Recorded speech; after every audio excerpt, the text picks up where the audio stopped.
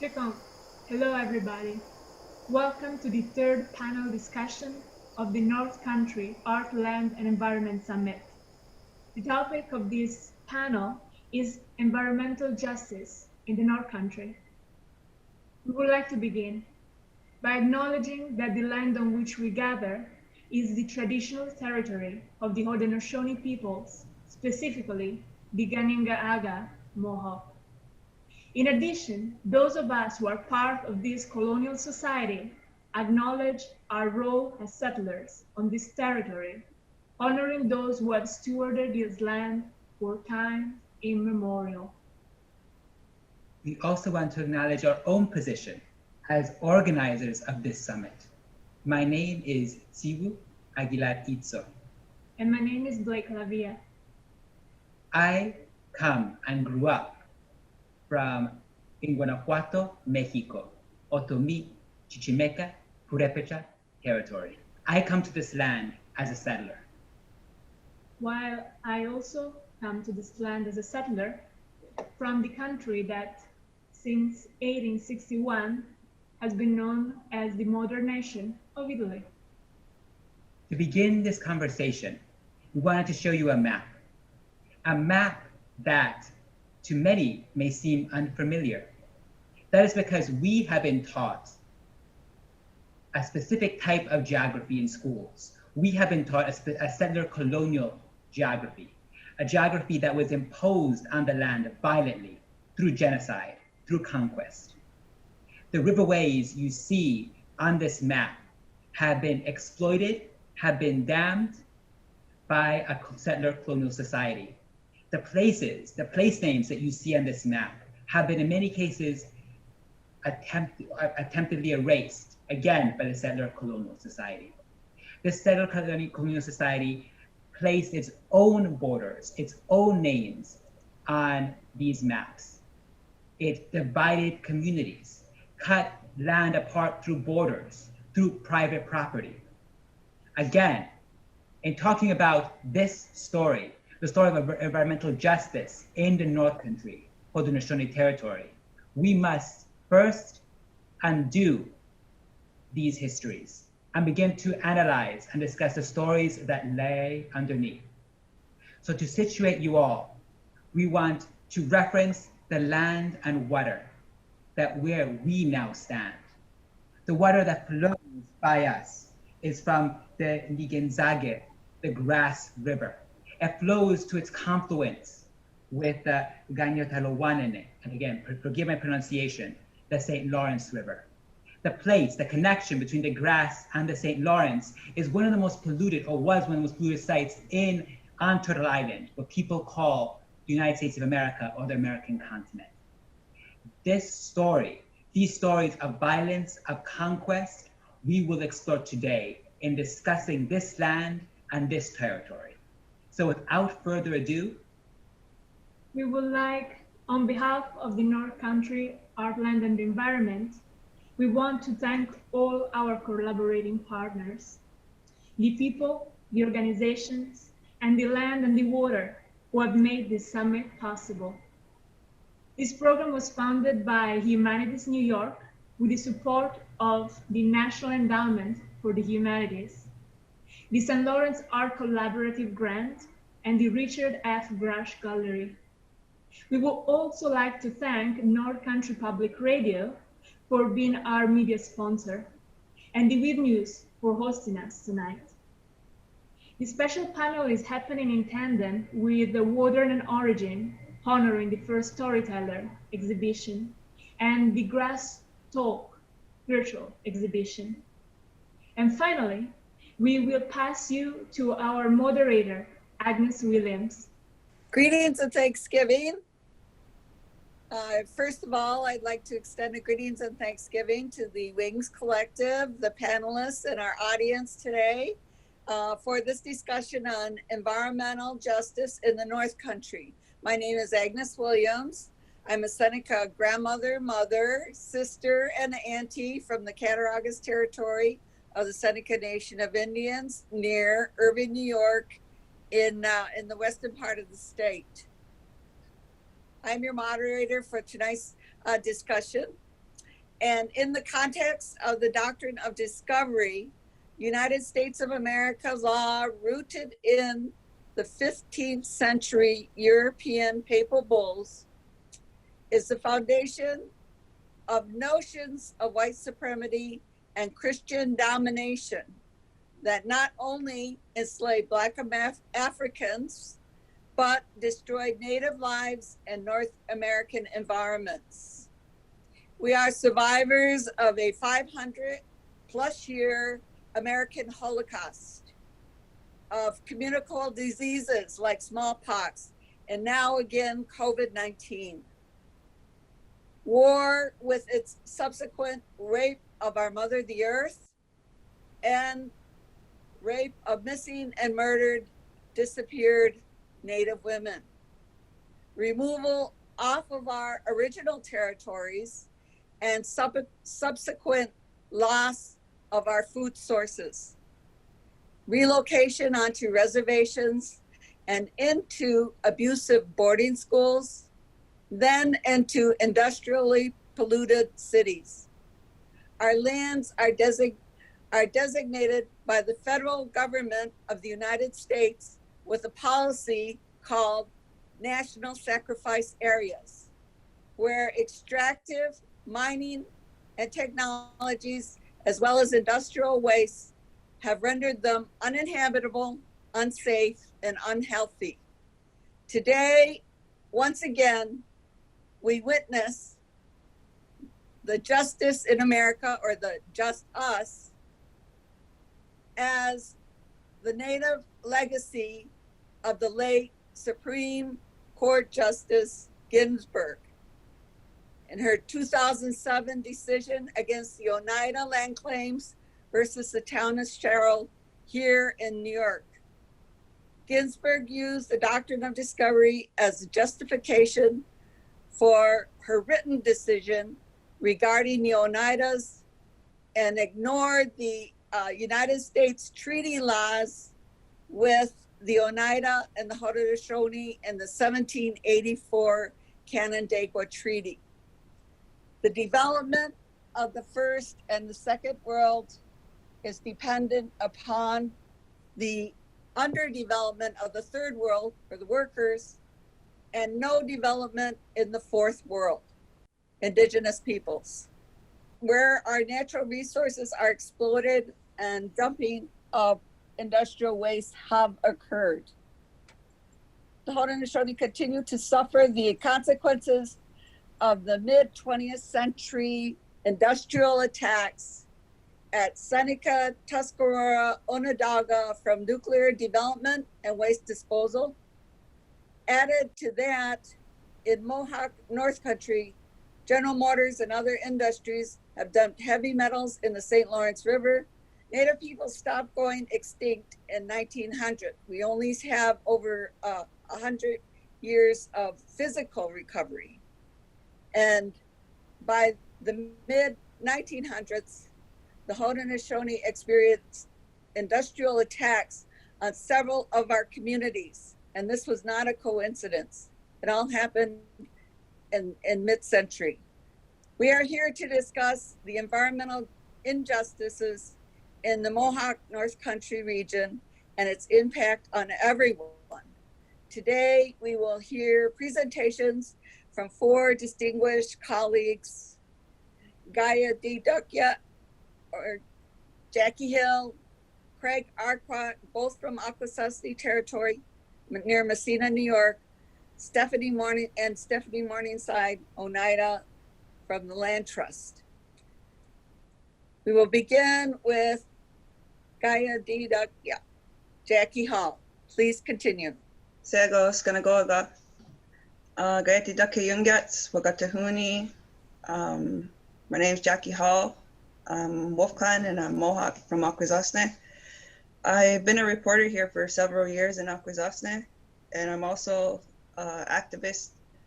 I chose to read a particular article that I wrote a few months back. I did a series of editorials called How a Pandemic Changed Akwesasne. And this particular article I wrote was a result of becoming aware that the St. Regis Mohawk Tribal Council canceled a meeting that would have informed Akwesasne that the EPA made changes to their plan for their Grass River cleanup, last minute changes to dredge more of the Grass River and expose us to more PCBs. So I decided to write this editorial. I'm gonna just share a visual of the area I'm talking about. So here, I'm particularly talking about the Grass River here in this area and how it affects Akwesasne. How a Pandemic Changed Akwesasne by Jacqueline Hall. It seems as though the majority of Akwesasne are getting back to the land with the encouragement of multiple organizations who have been distributing free seeds, samplings, plants, and supplies to create raised bed gardens. While it has become commonplace to see raised bed gardens all throughout Akwesasne, it seems as though many have forgotten why raised beds became a necessity in Akwesasne and why it is an important part of our history. It was not so long ago when our Dudas could sustain themselves completely off the land here in Akwesasne. There was a time our Dudas could fish in the river, hunt on the land, and grow food without worrying about the impact these locally caught and grown foods could have on the people and the future generations. That time has long passed. With multiple environmental genocides having taken place in Akwesasne in the past 120 years, our people have had to continuously adapt and innovate to continue to live off the land. Throughout all of the change and impacts felt by our people, our resilience as Ngwahuma people and adherence to our original teachings have persevered. Heavy industry has existed near Akwesasne since the early years of the 20th century. The Aluminum Company of America, the area's first large-scale industrial plant, opened in Messina, 8 miles west of Akwesasne during 1903. The opening of the St. Lawrence Seaway in 1959 caused large-scale industrialization and attendant pollution on or near the Akwesasne Reservation. Reynolds Metals built an aluminum reduction plant less than a mile from Akwesasne the same year the Seaway opened. By 1962, cattle on Cornwall Island, also known as Gowanoge, were dying of fluoride poisoning. The effects of pollution at Akwesasne are evidenced by a decline in the number of people earning a living as farmers and fishermen in the area. In 1930, Akwesasne was the site of 129 commercial farms. In 1990, the figure was 19. According to figures obtained by Mohawk Council of Akwesasne, the estimated number of fishermen declined from 104 to 11 during the same period.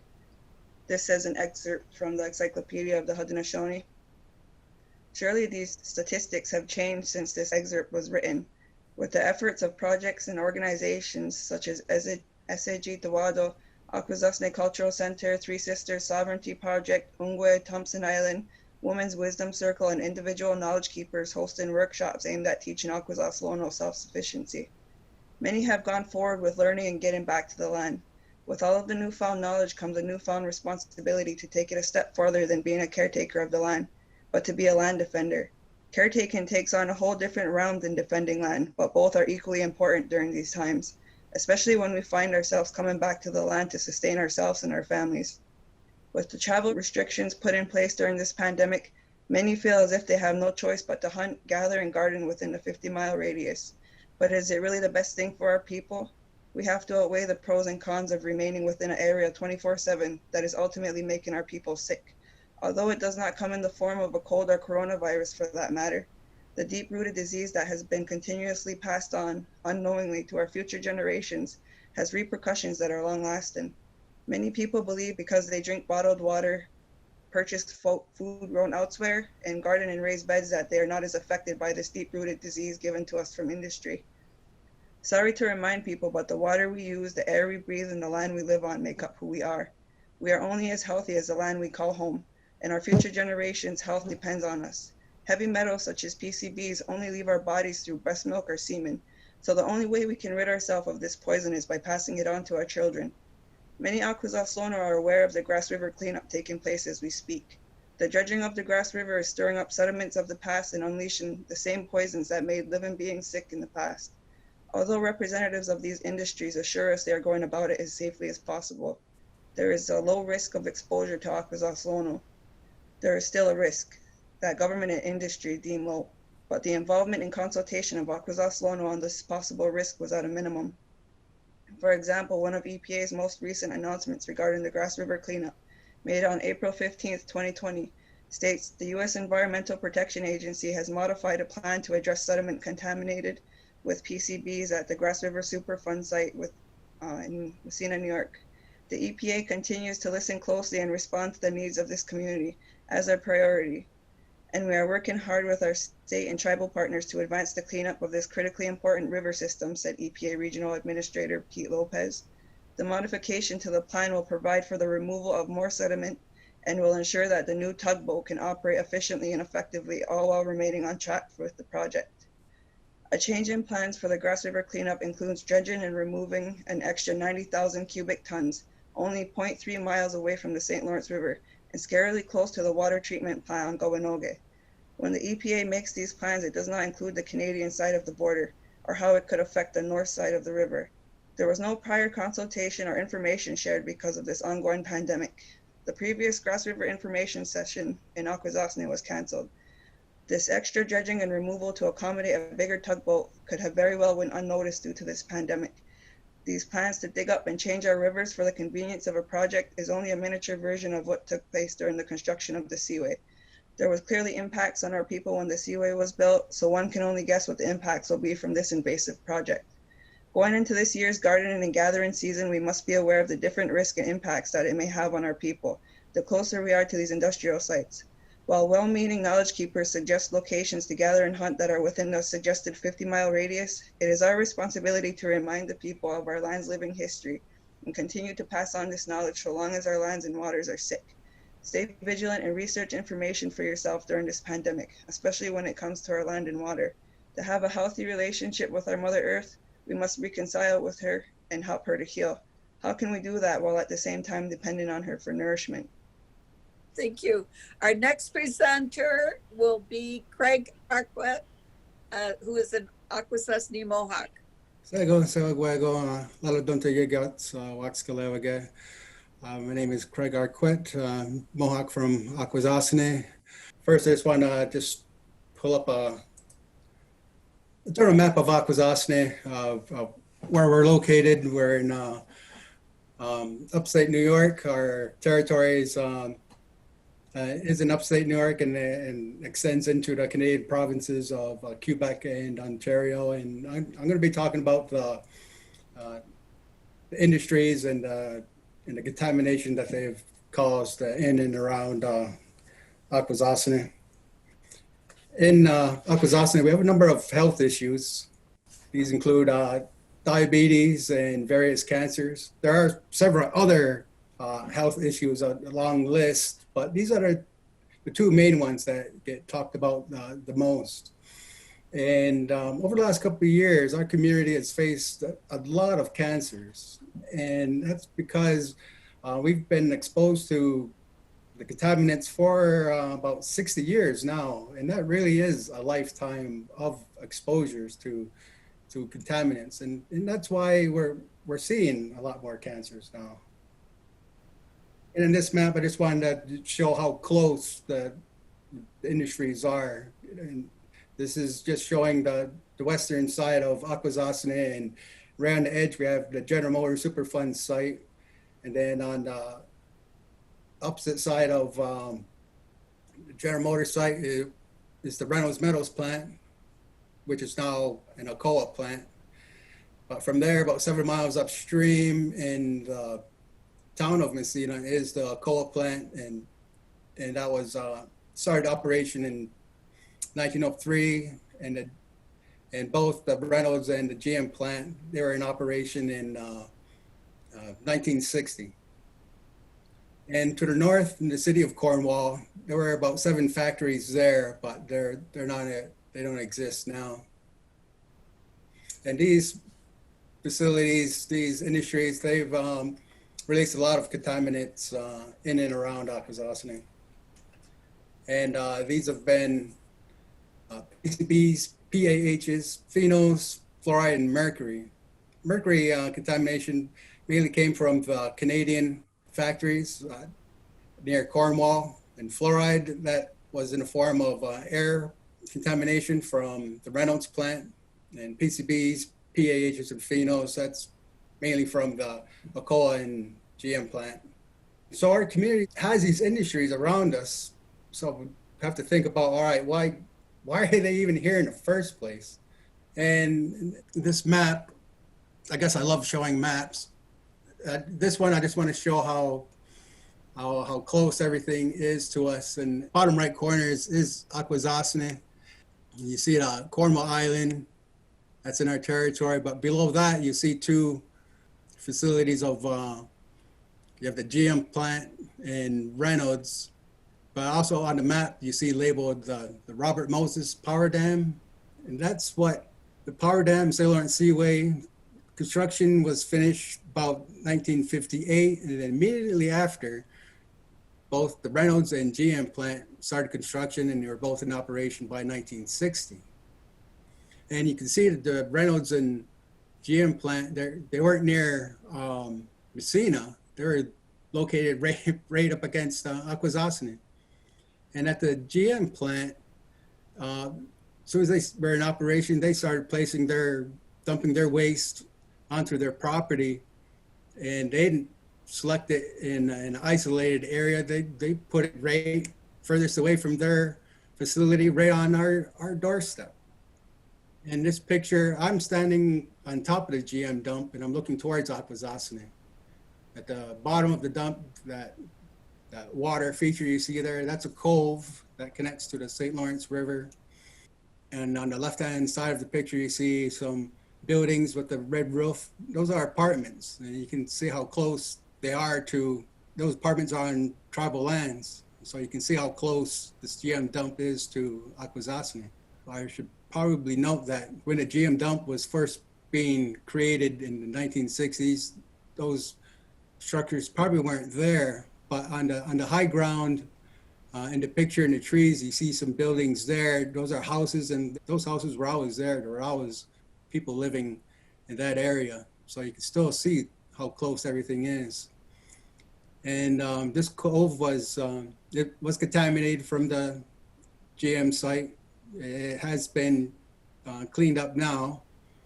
And upstream of this cove, Beaver Pond and wetlands, that's also contaminated. That was contaminated from spills and contaminants migrating onto tribal property. The wetlands and the Beaver Pond are on tribal lands. Two things that really bothered our community was first that the Robert Moses Power Dam brought in these industries with the cheap power, but Akwesasne, we never benefited from that. And even to this day, we still haven't.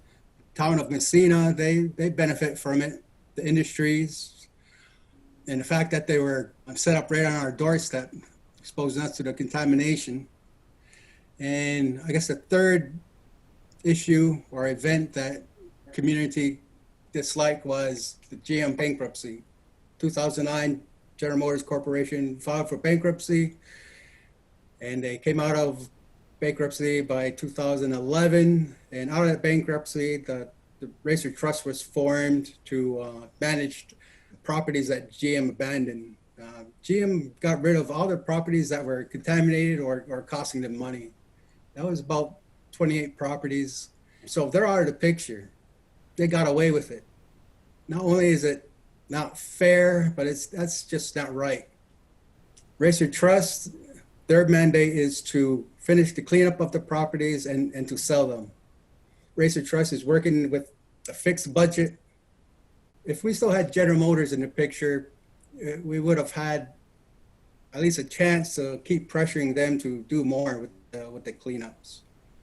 But that's not the case now. It's just difficult to get more work done.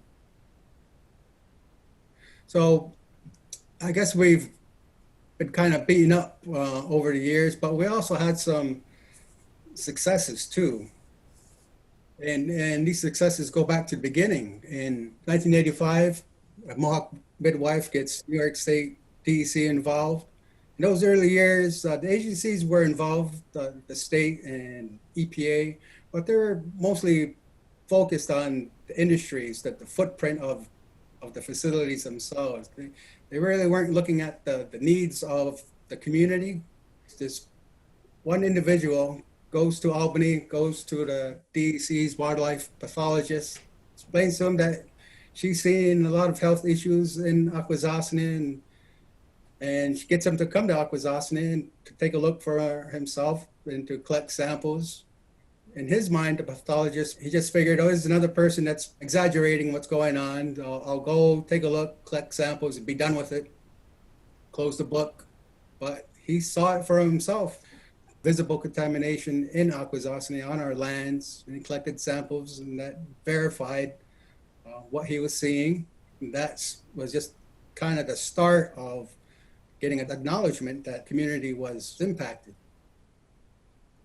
That did take some convincing and work. Another success was in 1990 when the record of decision for the GM site was issued.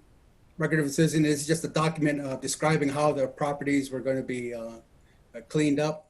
The tribe had set up our own cleanup levels of what we think are protective, and they were for our lands. Like I said, contamination had spilled over into reservation lands, so we'd set standards on how those lands would be cleaned up. In this record of decision, they adopted our standard of cleanup for tribal property. For example, on the GM property, the cleanup of soils was 10 parts per million. Cleanup of soils on reservation was 1 part per million. And in 1995, General Motors proposed to make some changes to the record of decision. There were 2 record of decisions for the General Motors site. One dealt with 1 part of property, and another one dealt with a second part of property. And they both had different cleanup levels for each of their sections. For example, 1 part of property was to be cleaned up to 500 parts per million, and the other part was to 10 parts per million. General Motors wanted to make them equal, bring both decisions to the same cleanup level of 500 parts per million. EPA issued a release of the proposed changes, and our community responded in a big way. We held meetings, we had protests, and then we had massive letter writing campaigns to EPA. And result of that effort, that EPA dropped the proposed changes and left it the same, of keeping that 1 section to 10 part per million. So I guess the point I'm making here is, one individual, took it upon herself to do something, and she spoke to the right person who was motivated to do something on our behalf. And the other is, when our community can come together, we can do some really, really great things. And that's kind of what I have to talk about. Thank you. Thank you so much. Our next presenter is Stephanie Morningstar, and she's with the Land Trust. Hello, everybody. My name is Stephanie Morningstar. I'm Oneida Turtle Clan. I'm the Executive Director of the Northeast Farmers of Color Land Trust. And I'm here today to talk about the ways that we're addressing environmental contamination in our communities, including the communities of our Indigenous partners and relatives. Before we start, I just wanted to briefly frame the reason that I chose to do the work that I do. I grew up in Buffalo, New York. My mother was Oneida, and my family is from the 6 Nations of the Grand River Territory. My mother was a legacy residential school survivor, and carried with her a deep level of intergenerational trauma that really affected her health. It started making me think after her death in 2010 about the ways that she may have survived if she had not experienced the health issues that she experienced. Part of the way that I dealt with that was joining a team of healthcare professionals and starting a clinic on 6 Nations called Judah's Place, in partnership with a faith keeper and a medicine helper, as well as a Mohawk doctor. That was sort of the beginning, or the initiation for me into seeing the direct effects of environmental contamination on our people. I wanted to be able to figure out a way to help solve this, and what I found was that it was the extractive nature of the way that the land and our waters have been treated, and the carelessness for which those relatives have been treated over the years. and having that direct correlation of climate change and environmental contamination correlating along with colonized ways of being, doing, and knowing. 10 years, 11 years later, here I am with you, the executive director of the Northeast Farmers of Color Land Trust. I had a long journey along the way. I'm an herbalist. I work with BIPOC populations specifically. So I work with people of color mainly, and uplift and celebrate indigenous ways of knowing and decolonial frames for herbal medicine. So it's all about working with the land and really honoring and respecting the land. This is a picture of our network during a network gathering last year, and you can see we're all sorts of people of color from all over the globe, focusing specifically on global indigenous ways of being, doing, and knowing. Our goal is to create land sovereignty and advance land sovereignty through the development of a community land trust and a conservation land trust. So basically a hybrid between two types of land trusts that really recognizes that our global indigenous ways of being, doing, and knowing, specifically with regenerative agriculture and the ways that we approach environmental stewardship, should be central to the tenets of how we develop our relationships with land, with one another, specifically around centering the sovereignty of indigenous nations across the Northeast and across Turtle Island. So our vision is to advance land sovereignty in the Northeast region through permanent and secure land tenure for Indigenous, Black, Latinx, and Asian farmers and land stewards who will work with the land in a sacred manner that honors our ancestors' dreams for sustainable farming, human habitat, ceremony, native ecosystem restoration, and cultural preservation.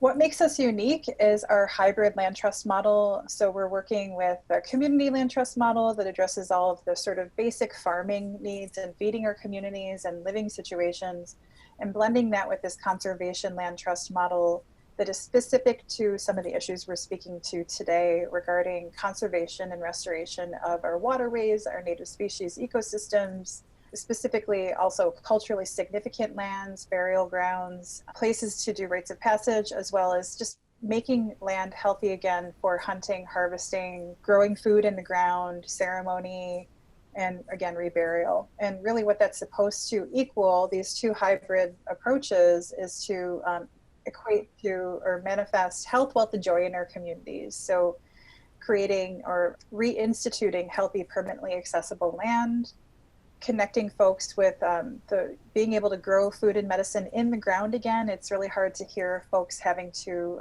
do raised bed gardening and knowing that that may be a cultural thing, but it's also for a reason. So being able to grow soil and build soil again, the joyful honoring of our cultural lifeways, honor homelands, to address native species ecosystem restoration, and to regard invasive species as settler species that can also work with us to bring health and wealth to our communities, as well as building a new economic system that reclaims, builds, and shares wealth. And a big approach for us is regenerative agriculture, specifically in carbon sequestration that we're aiming to achieve through regenerative agriculture.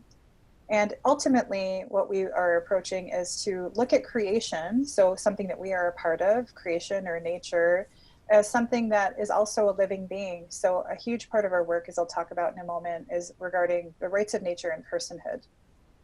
This is a model of our land trust and our programs for the inaugural phase of our Emergence from the soil that we've been building over the last 2 years together. We focused on governance development, we focused on recognizing our place and our situation as stewards of the land. And we've found that there's 3 approaches that we need to take that are all overlapping that will result in manifesting the vision of the land trust. And that would be to connect folks to land and also to defend the land, as well as cultivating the resources in order to be able to get those folks on land.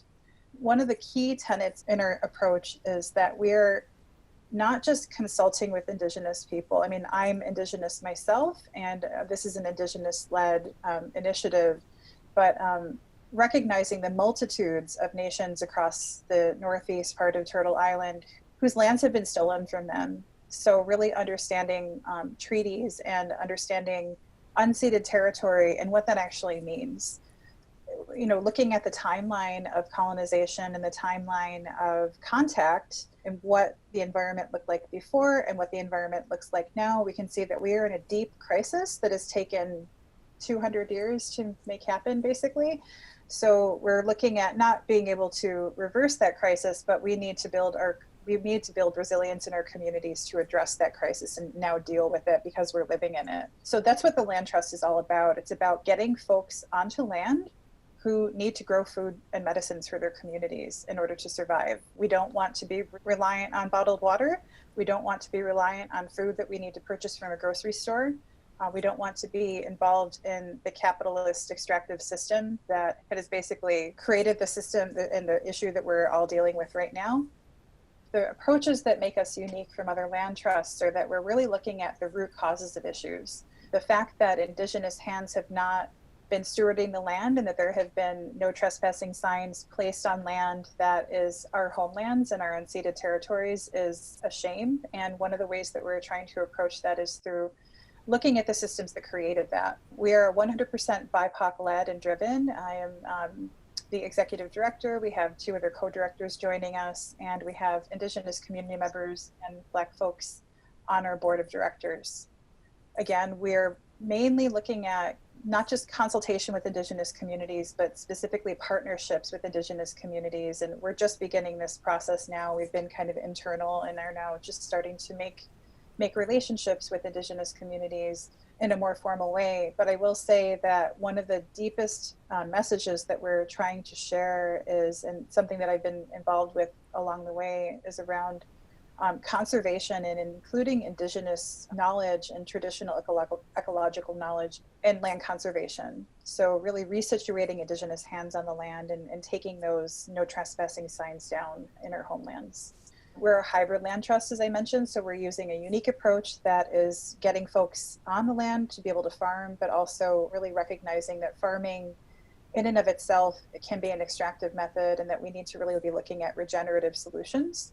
We're also looking at land-based wealth redistribution, including something called rematuration of land. And again, we're working specifically to advance carbon drawdown by mandating regenerative agriculture methods in our ground leases. And our approach is a decentralized approach to leadership, meaning that we don't have a top-down structure. We have more of a cyclical structure that has taken a bit of inspiration from the Haudenosaunee Confederacy Council's consensus building process. So as I mentioned, we are working on building Indigenous relationships and partnerships and are starting to hear feedback about what communities want and what they need. One of those things is rematuration of land. I have here a quote from Michelle Shenandoah's project that was had some land rematriated to their project. Lizelle Haynes is the person who rematriated the land, and she says, "I have lived on Oneida lands for 43 years and inherited this land from my mother. When I heard Michelle talk about the Oneida women gathering on their homelands and their desire to have a place of their own, I knew this was the right thing to do." So considering that and just speaking out to an audience full of folks, I don't know who you are, but if you have inherited generational wealth, inherited land, and are looking to build relationships, you might want to consider rematriating that land back to the nations on whose territories you occupy. In addition, we're advocating for other land trusts, farmer services organizations, conservation organizations to consult and partner with Indigenous nations when it comes to stewarding their own homelands. Additionally, we're starting to promote and build a process for something called a voluntary land tax, and that is for people who are occupying our homelands to recognize that and to pay a tax in order to build wealth in those communities.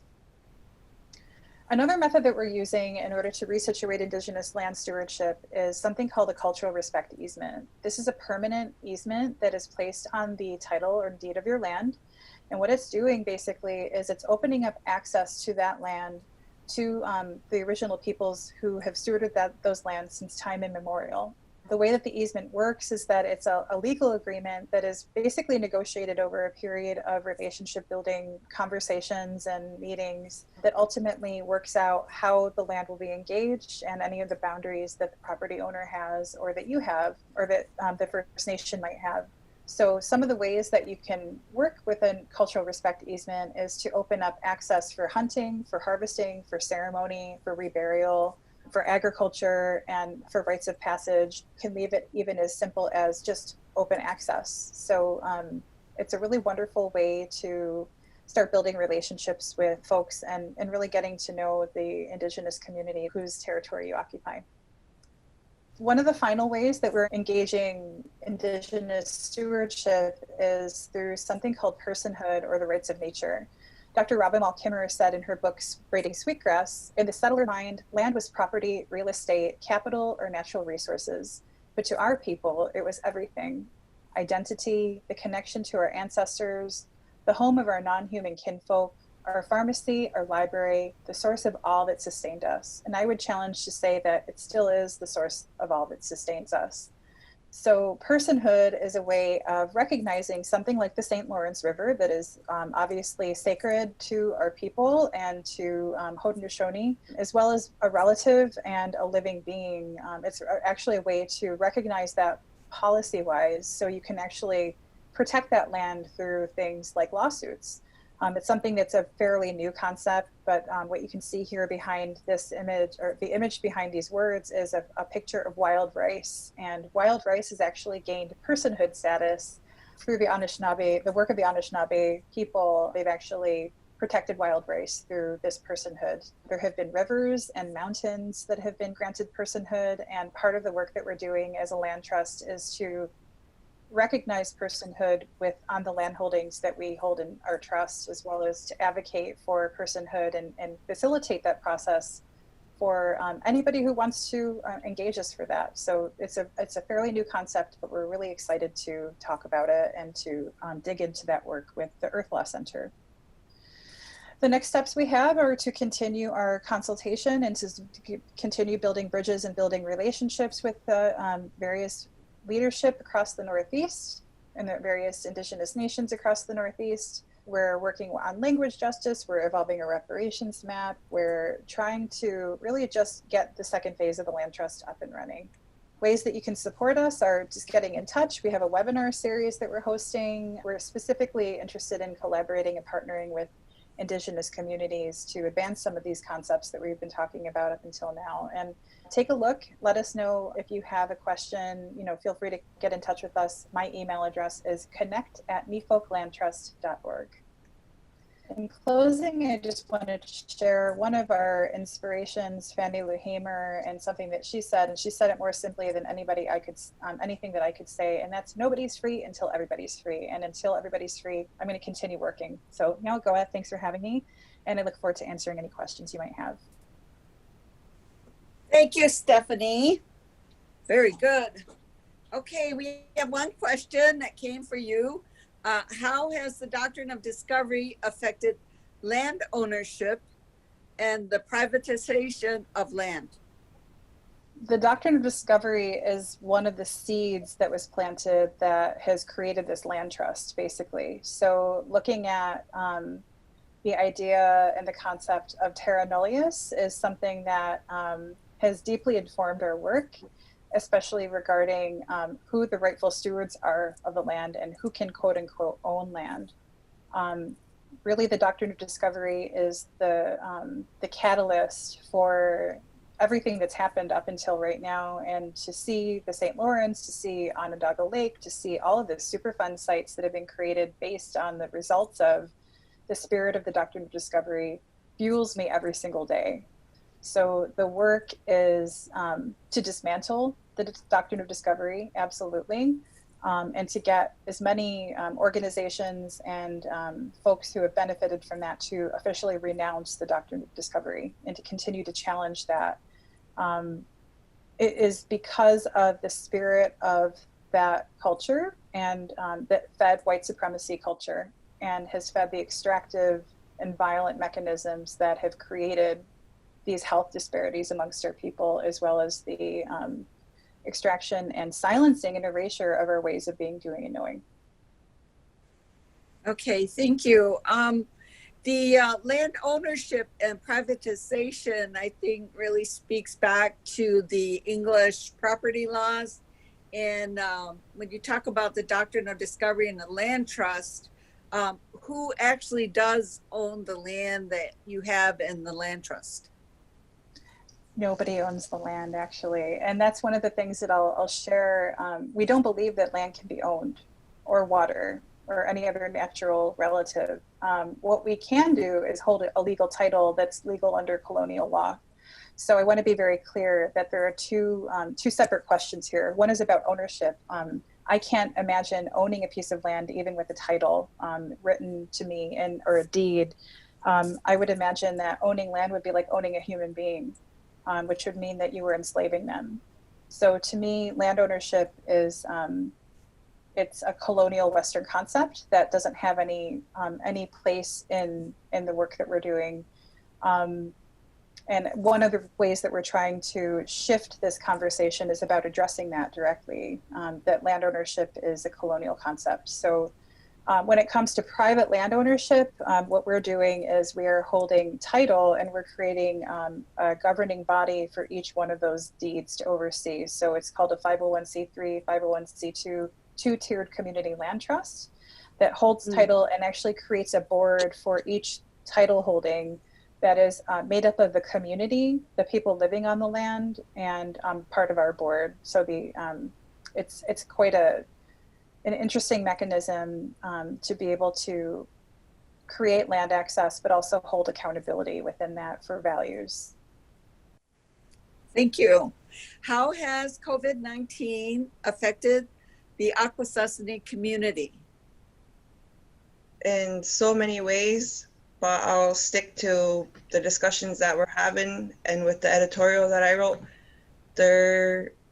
it's almost all encompassing when we talk about the Doctrine of Discovery. So I'll stay focused on our environment. What really weighed on my mind when I found out that the EPA changed the plans last minute. I know Craig Arquette would know, like, they informed the community like over a year ago, and then nothing happened. And because of this pandemic, they just completely canceled it, and they didn't tell anyone, and they put pamphlets in a mailbox. And we know with the pandemic how slow our postage was. So people got these letters after the fact, and when they're looking at it, it was like, I went down to the west end of Gawanoge and I looked and I seen them already dredging the river. Like, I could stand on the west end just away from the parking lot of our water treatment plant, and I could watch them dredging the Grass River. And because we're on a border, the Mohawk Council of Akwesasne on the Canadian side of Akwesasne, which is just across the river, they said they were upset because there was no consultation. And it's like, you even look at the maps, what they give out in the mail, it literally shows like the contamination, and it stops right at the border, and they're drawn. Like, somehow that PCB just stops right at the border of this imaginary line and doesn't affect the Canadian side of Akwesasne.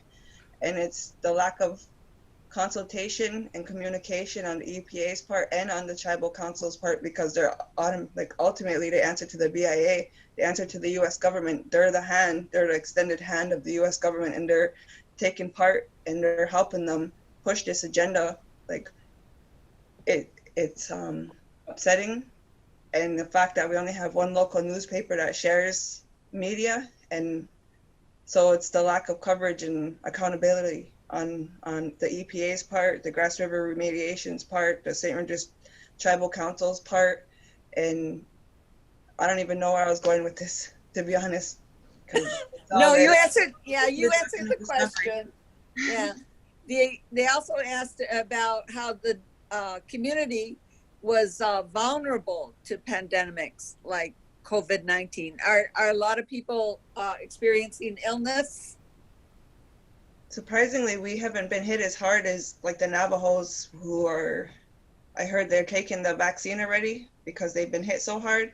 And a lot of our young people and young parents won't even send their children back to school due to the fears of another outbreak, and we're highly against vaccinations, a lot of the parents. So the fact that they want all online, like, even if you're all online, they want the students to have the vaccination.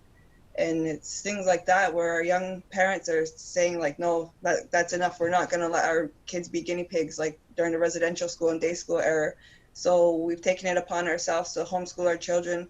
We're actually currently occupying land out in Dundee to get as far away from these industrial plants as we can.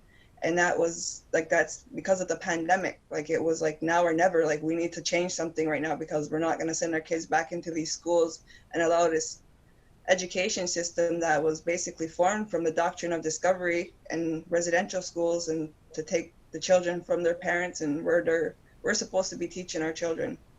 And right now we're starting to take that back. So I feel like the pandemic's been positive for us in a way, but it's trying to make people more aware that there is a different way, and we don't have to subject their kids to a COVID vaccine to send them to school so we can do a 9-to-5 job. Like that's all. Like, people have to understand the doctrine of discovery. That all comes from that, like that whole mindset. I think I answered the question. Yeah, you did. Okay. So, thank you. Craig, how does the St. Regis Mohawk tribe monitor the Superfund sites? I work for the tribe's environment division, and my job, I'm the environmental specialist, and what I do is whenever they're doing any work on the Superfund site, the General Motors site specifically, I'm there to make sure that the work that they're doing isn't impacting the community. And that also involves when the industry is ready, is planning on doing some work, you know, they write up a plan of a work plan of what they're doing. Our office reviews it, and you know, we have consultants to help us with some of the technical issues, and we comment and to EPA and with DEC, and we attend meetings with the industries to express our issues with what their each individual plan that's going to happen. When you say the EPA, now that's the Environmental Protection Agency in the federal government, right? Yes. And the DEC is the Department of Environmental Conservation? Yes. And that's New York State, right? Yeah. Okay. So you have to work with the two different, the state government and the federal government with the monitoring. Yes. Okay. And then the other part of the question was how can the cleanup of the rivers be done? Is there any way possible to try to clean the rivers? There's just two approach to cleaning up a river that has contaminated sediments, and that is to do nothing and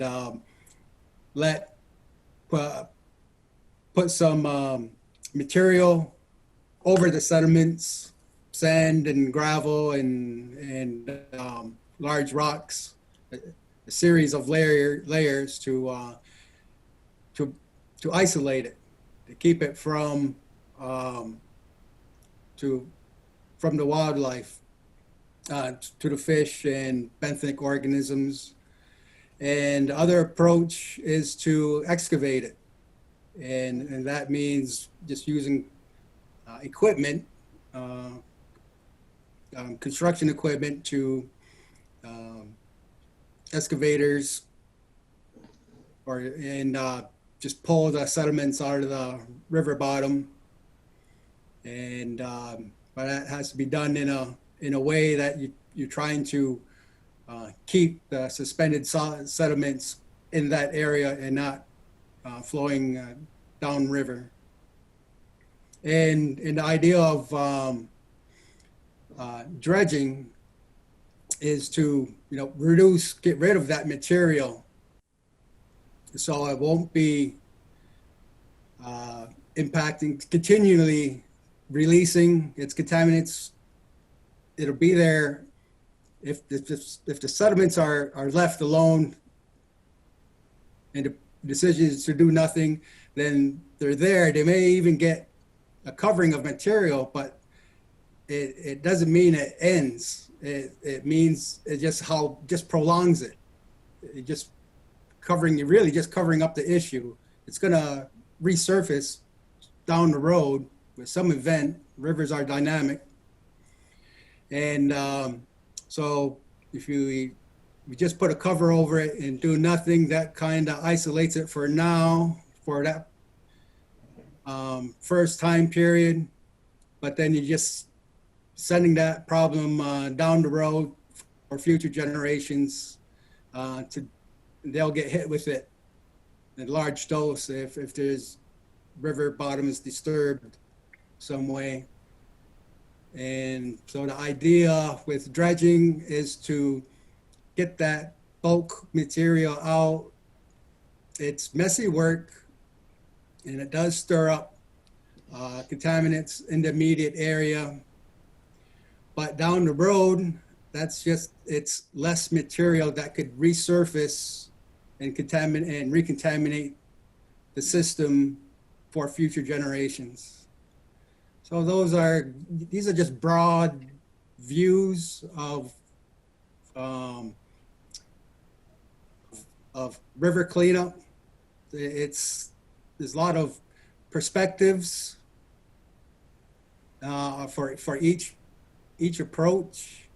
So and I'm willing to discuss this more offline to anyone. So yes, please reach out to me. I love to share ideas and what your perspective is and where you're coming from. I'd like to understand that more. So Thank you. Thank you. I know on our reservation at Cattaraugus, we're downstream from this West Valley nuclear waste site, and the Cattaraugus Creek, which runs through our reservation, is carrying all kinds of radiation. There was a Superfund site also in Gowanda on the river, the Peter Cooper site, which was a tannery, and a lot of sediment had gone into there. And we were dredging for a while. The water, though, that comes down the Cattaraugus Creek goes into Lake Erie, then it goes into the water intake for Erie County. So the scientists have looked at the radiation contamination and found several on the other side of the falls. Radiation has radiation been found in any of the waters at Akwesasne? no, it hasn't. And I'm glad. If anything, we looked out on that, and I'm sorry that you have that. I don't know. I don't have any idea how to even try and address that in contaminated sediments, nuclear contaminated sediments. That's a difficult issue. Because around in the 50s or 60s, they put the two nuclear plants in Oswego, New York, and there's a lot of radiation coming off of those plants as well. And when they gave us the report about the radiation, the people around the whole Great Lakes is really looking at, we have a nuke in Sandusky, and then there's the two nukes in Oswego. So there's a lot of concern, and you guys are downstream, but somebody did say there was contamination in the St. Lawrence River. So that's why I was wondering if that had been detected on the Akwesasne reservation. It would be news to me. You need a Geiger counter. We have one in our office. The whole thing about the water and the contamination, and then trying to find fresh drinking water for people that are on affected lands, contaminated lands, is a really big issue in Indian country as well. So Jackie, do you know of any of the other problems with the land or the water in terms of radiation?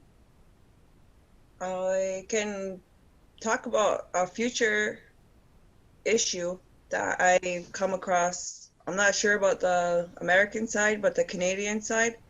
Right. So we have this seaway claim coming up, and it was supposed to come shortly after the Dundee referendum happened, but it was stalled because a lot of us appealed the Dundee land surrender.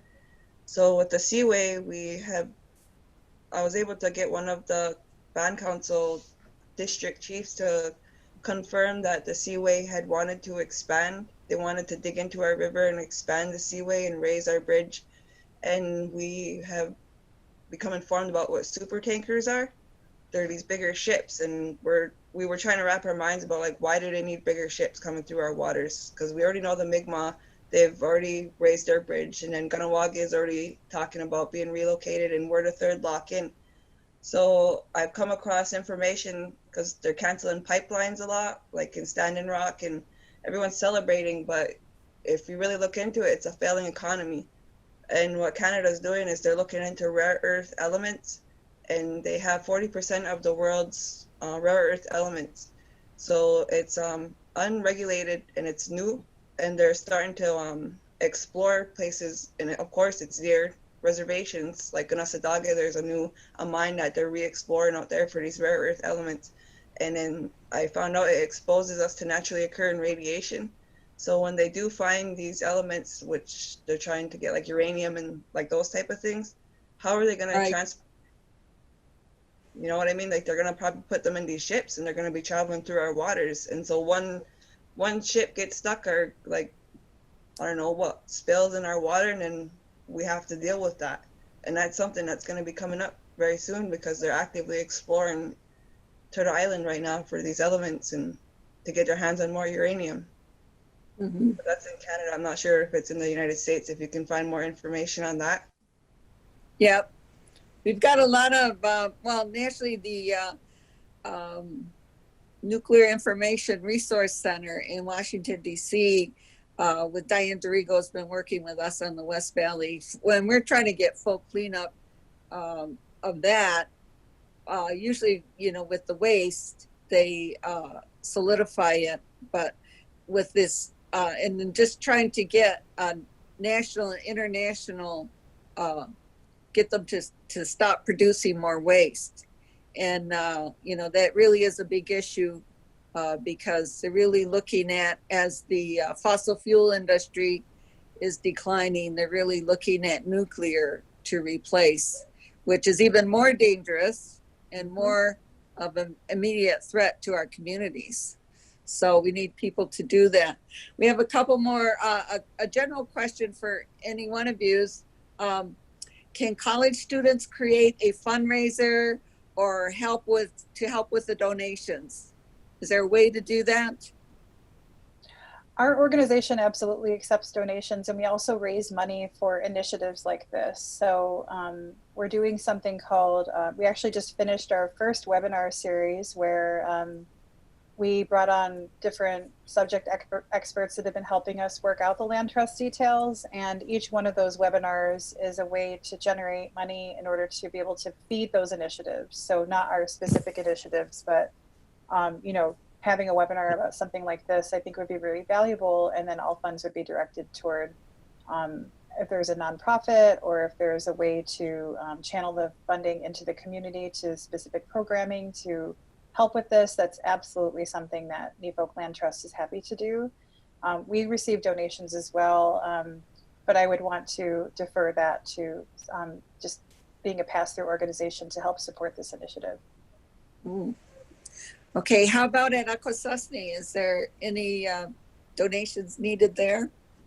For sure. We're in our 4th week of the land occupation out in what they call Dundee, or Jigali Stizale. It's what I talked about, that land claim referendum where Canada kind of had an underhanded deal and tried to make us surrender our title, even though they're giving us money because we never surrendered our land. So we're out there right now, and we're doing a land back language camp with the young people that aren't going back to school. So we're trying to, like myself, I'm trying to learn the language alongside my children.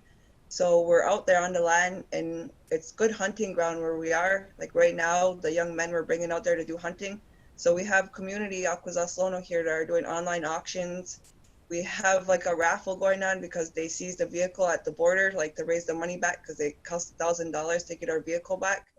And little things like that. I welcome anybody to do a fundraiser, and we have a email account, like the ganyakahaga@gmail.com is where a lot of people have been sending their donations. We have t-shirts, like we have all kinds of different things you can find on our Facebook site for the land back. language cap. We have one more general question. Can someone give us a brief description of the Doctrine of Discovery and its history? Who wants to go first? I think that's Who you. wants to go first? Well, I guess I'll try. I'll start a little bit. The Doctrine of Discovery is actually U.S. law. And I had written down a date when it kind of came into being, and it's kind of been developing. It started in this notion from the papal bulls of the 15th century. And in the papal bulls, they had papal bulls for Africa and papal bulls for North America. And it basically says that if you're not Christian, you can be killed, and your land can be, and your property can be seized by the European explorers. And, you know, basically this is what was done when Christopher Columbus came and set down. And it's been ingrained, this notion that the European kingdoms were superior to, and the people of Europe were superior to people in Africa and people to, which, you know, really is the foundation of slavery and is part of the foundation of the invisibility. I think that's what we've been hearing today, you know, the invisibility of Native North America, because there's been many things told to us, you know, that the land was vacant, terra nullius, you know, that idea, there's nothing here, you know, when there were millions of people that were here prior to contact. And if somebody else would like to jump in, I would really appreciate that. Talk a little bit more about the Doctrine of Discovery. I can say a few things because I was surprised to find out that it's only been like common, like public knowledge in since the 90s, like 30 years. I was born in 88, so my lifetime I grew up knowing about this because I come from a family of like activism and like traditional, we know our culture and our language and our beliefs, and I'm very fortunate that I grew up with this knowledge. But it was surprising to find out that not everybody knows what the Doctrine of Discovery is, and like patriarchy and assimilation and genocide and how that was all passed down and continues to be passed down. So what stuck out to me the most when I was about 16 and I learned about this was how they looked at us like a subhuman species. How they call us a band of Indians is equivalent to like a herd of deer. We were not equal to them as human beings. We were in between them and animals. So that was how they were able to justify committing genocide on us, just like they killed off all the buffalo. They, you know, it was like equal in their eyes. They just were killing off a herd of animals and were removing us to take our land. And then the way they treat the land is just the same. Like all the industrial contamination here in Akwesasne is just, it's a prime example of how they treat our people, how they treat our land. And then like how the silence you say, how they went into bankruptcy and nobody held them accountable, and how the tribe had to take it upon themselves to clean it up and make better standards because theirs was 10 parts per million and ours was 1. So they deem that is that's safe for us because we're not human in their eyes. They could care less how that affects our people. We're downriver from that, you know, that it's so ingrained in the belief system, even throughout our own people, like to be submissive and to just take it for what it is and not question it, because the education system has, like, you know, instilled in us since residential school that we just obey, we listen to what's said and we accept it for the truth and we don't question it. So that now whenever these things are coming up and the young people are like saying, why is it like this? Why can't we drink our water and fish in our rivers and eat our fish more than once a month? And now we're like upset because how did we let it get to this? And it's because the older people were disconnected from our land and put in residential schools because they tried to assimilate us and they couldn't until they ripped us from our parents' arms. And what those children brought back from that residential school and that patriarchal way of thinking that came from the Doctrine of Discovery, they brought back home to us and they carried it with them. So now we're just beginning to heal. Like our dudas and my parents' generation, they carry it with them, whether they realize it or not. Like I have a friend who moved into her grandmother's yard and they have a big glass pit, and like they buried it in their yards because they didn't know better to put like glass and garbage and just dump it in their backyards and bury it there. And then we dig it up and find this big pit of glass. Like, why would they do that? But they didn't know better because they're disconnected from the land, which resulted from residential school, which resulted from the Doctrine of Discovery. That's the first thing that comes to mind. Thank you. So just in closing here, do any of you, Craig, Jackie, or Stephanie, do you have any thoughts for the future that you'd like to share with our audience? I can start. Thoughts for the future. Yes, I guess for the people listening in is that in your community, whether, wherever you are, if you're on tribal lands or not, if you're disliking how things are, you just don't sit back. There's probably organizations in your community that are doing something. Just find out, just ask around. You probably find something that to your liking.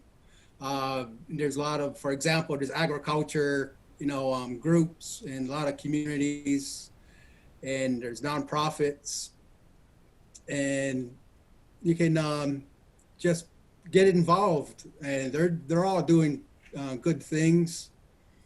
And if there isn't something going on, that's to your liking, that's near and dear to your heart, then start something yourself. You be that one to get things going, even if it's just you being active in it. Then you're still doing something. And yeah, that's it. Is take action yourself. Work for your community, for your people. Thank you. How about Stephanie and Jackie? You got any thoughts for the future? I would definitely uplift what Greg just said. This is not a time to theorize anymore. This is the time to act.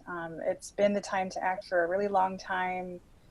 We have to build relationships with each other and understand these root causes. I saw somebody in the chat ask about what the word justice means to me, or what the word justice means for us in general. And I would say that justice is what I would really want to promote, this concept of actionable justice and actionable liberation.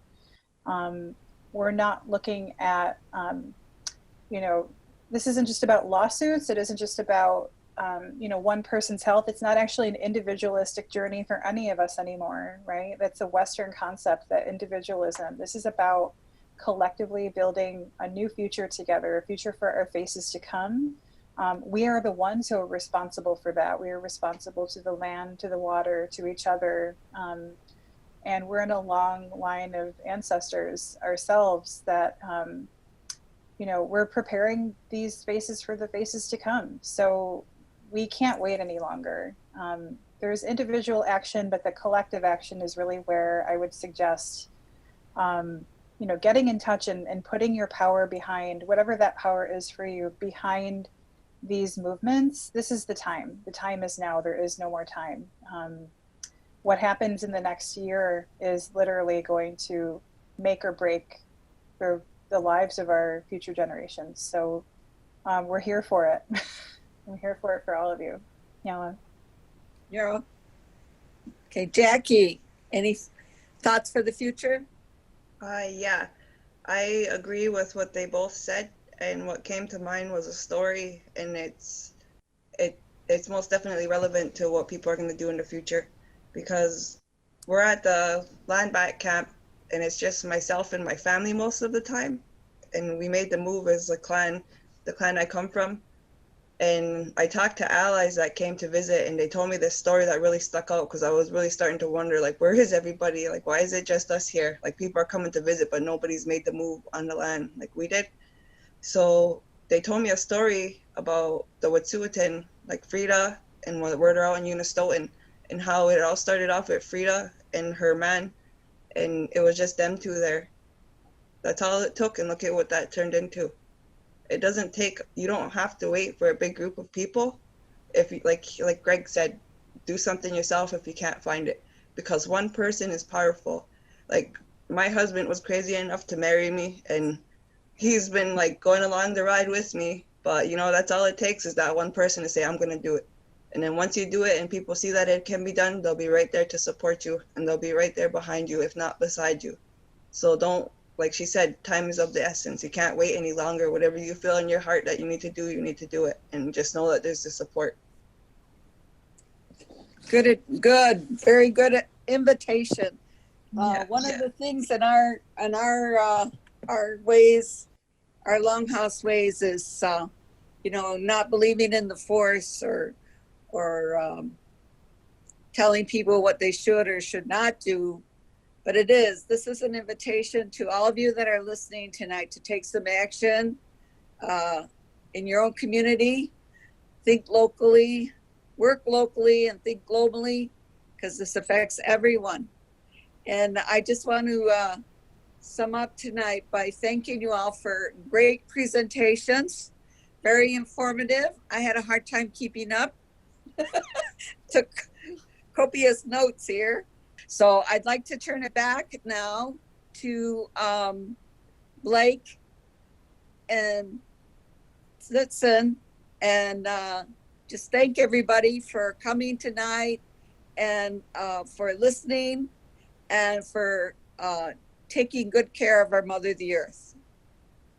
Not to reiterate too much all the amazing and powerful words that you all said, but Nyowa, thank you so much to you, Agnes, for moderating this conversation, for helping weave together these very extremely vital topics for all of us, for all of our communities, and for the world. And thank you to you all, panelists, for sharing your experience, your knowledge, everything that you decided to take the time and share with us tonight.